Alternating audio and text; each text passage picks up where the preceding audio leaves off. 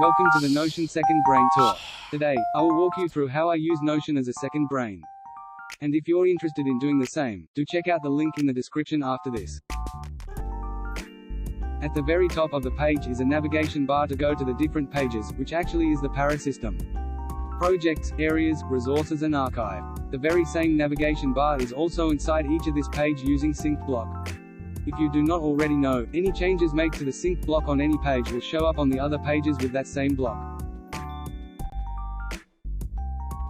Moving on, we have the directory, which is a more visual representation of the para pages. Let's now dive into each of these pages. Firstly, we have projects. You will first see a gallery view of projects grouped into the different areas. This uses the new grouping feature added to Notion just recently. And below the projects database, you see two database view of tasks. The left side shows a list of tasks that is yet to be scheduled.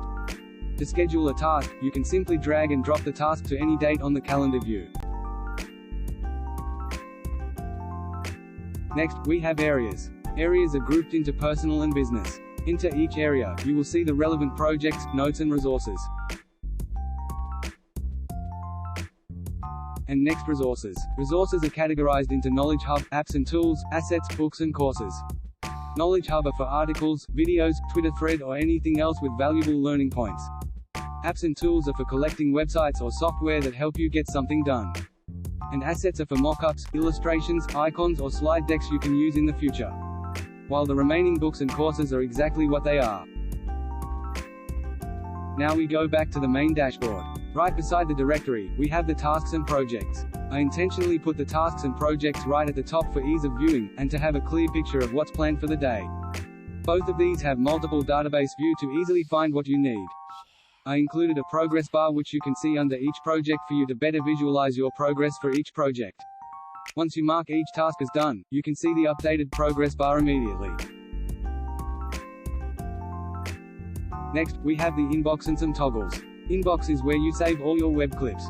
Install the Notion Web Clipper extension for your browser and save everything you need to this inbox database. Once you come back to Notion to organize what you saved, just click on the relevant toggle and drag and drop to the respective database.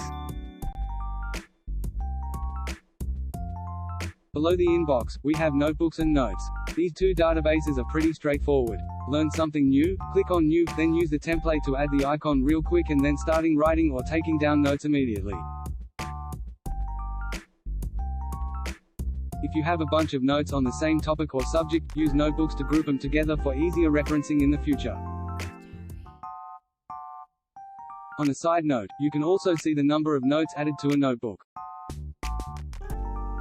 For this template, I also include some add-ons for the Workspace. If you are a student currently taking a course and have assignments to do, simply drag and drop the courses and assignments page to anywhere on your dashboard. Thereafter, turn the page into text and get rid of the page title real quick to finish the setup. Or perhaps you read a lot of books and want to keep track of them and your favorite quotes from each book.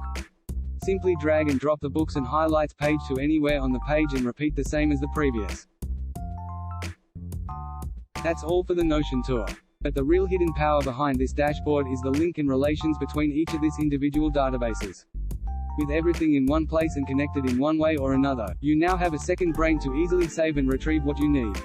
Thanks for watching, and check out the link in the description to get your second brain. If you enjoyed this video, don't forget to hit subscribe and smash that like button below.